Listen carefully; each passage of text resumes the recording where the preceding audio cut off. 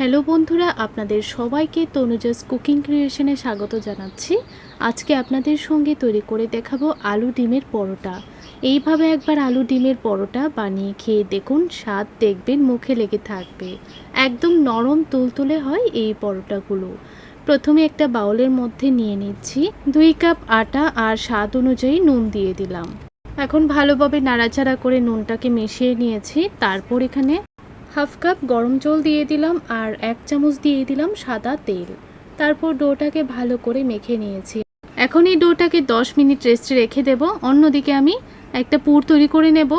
একটা বাটির মধ্যে নিয়ে নিলাম কিছু সেদ্ধ আলু ম্যাশ করে, সামান্য একটু নুন, হাফ টিস্পুন ভাজা জিরের গুঁড়ো, হাফ টিস্পুন ভাজা ধনের গুঁড়ো আর হাফ টিস্পুন লাল লঙ্কার গুঁড়ো দিয়ে দিলাম।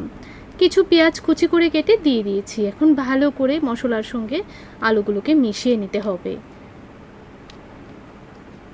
দেখুন খুব ভালো করে মিশিয়ে নিয়েছি। এইভাবে একবার পুরটা বানিয়ে খেয়ে দেখুন, আশা করছি আপনাদের কাছেও খুব পছন্দ হবে। এখন ডোটাকে আবারও ভালো করে দেখুন মেখে নিচ্ছি। একদম সফট করে কিন্তু ডোটা তৈরি করে নিতে হবে, তাহলে দেখবেন এই নাস্তাগুলো একদম নরম তুলতুলে হবে। তো দেখুন এইরকম ছোট ছোট করে লেচি কেটে নিলাম। এখন কিচেন স্লেপের উপর একটা লেচি নিয়ে নিলাম, পাতলা করে লুচির আকারে দেখুন বেলে নিচ্ছি।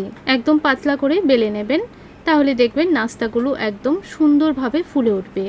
এখন মাঝখানে আমি চামচ দিয়ে আলুর পুরটা দিয়ে দিচ্ছি। তারপর মুখটাকে ভালো করে দেখুন সিল করে দিচ্ছি। এইভাবে ভালো করে মুখটা সিল করে দেবেন। তারপর হাত দিয়ে চেপে চেপে এরকম একটু চ্যাপটা করে বানিয়ে নেবেন। তো এইভাবে আমি সবগুলোই বানিয়ে নেব। এখন একটা বাটির মধ্যে একটা ডিম ভেঙে নিয়ে নিলাম, সামান্য একটু পেঁয়াজ কুচি দিয়ে দিলাম, সামান্য একটু লাল লঙ্কার গুঁড়ো, হাফ টিস্পুন ভাজা জিরের গুঁড়ো আর হাফ টিস্পুনের মতো নুন দিয়ে দিলাম। এখন ভালো করে মিশিয়ে নিচ্ছি আর কালারের জন্য সামান্য একটু হলুদের গুঁড়ো অ্যাড করলাম। আবারও ভালো করে ডিমের মিশ্রণটাকে মিশিয়ে নিয়েছি। এখন এক একটা নাস্তা এনে ডিমের মিশ্রণটার মধ্যে ভালো করে এপিট ওপিট লাগিয়ে নেব। তারপর ডাইরেক্ট তেলের মধ্যে দিয়ে দেব। তো একটা ফ্রাই প্যানের মধ্যে আগে থেকেই তেল হালকা গরম করে নিয়েছিলাম। এক এক করে নাস্তাগুলোকে ডিমের গুলার মধ্যে ডিপ করে ডাইরেক্ট তেলের মধ্যে দিয়ে দিচ্ছি। আর একসঙ্গে সবগুলো ভাজা যাবে না, তাই আমি দুইবারে এগুলোকে ভেজে নেব। তো বন্ধুরা, আমি এই রেসিপিটার নাম দিয়েছি ডিম আলুর পরোটা। এইভাবে একবার বাড়িতে বানিয়ে খেয়ে দেখুন, দেখবেন বাচ্চা থেকে বড় সবাই খেতে পছন্দ করবে। তো দেখুন গ্যাসের ফ্লেমটা মিডিয়ামে রেখে এপিট ওপিট উল্টিয়ে ভালো করে ভেজে নিয়েছি আর একদম ফুলকো ফুলকো কিন্তু তৈরি হয়েছে। একইভাবে বাকিগুলোও ভেজে নেব। তো সবগুলো ভেজে নিয়েছি। এখন একটা প্লেটের মধ্যে সার্ভ করে নিচ্ছি। সামান্য একটু টমেটো সসের সঙ্গে সার্ভ করছি, আপনারা চাইলে এমনিতেও খেতে পারবেন।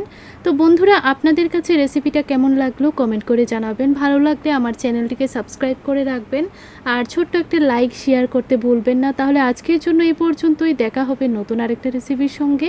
ততক্ষণ আপনারা ভালো থাকুন, সুস্থ থাকুন।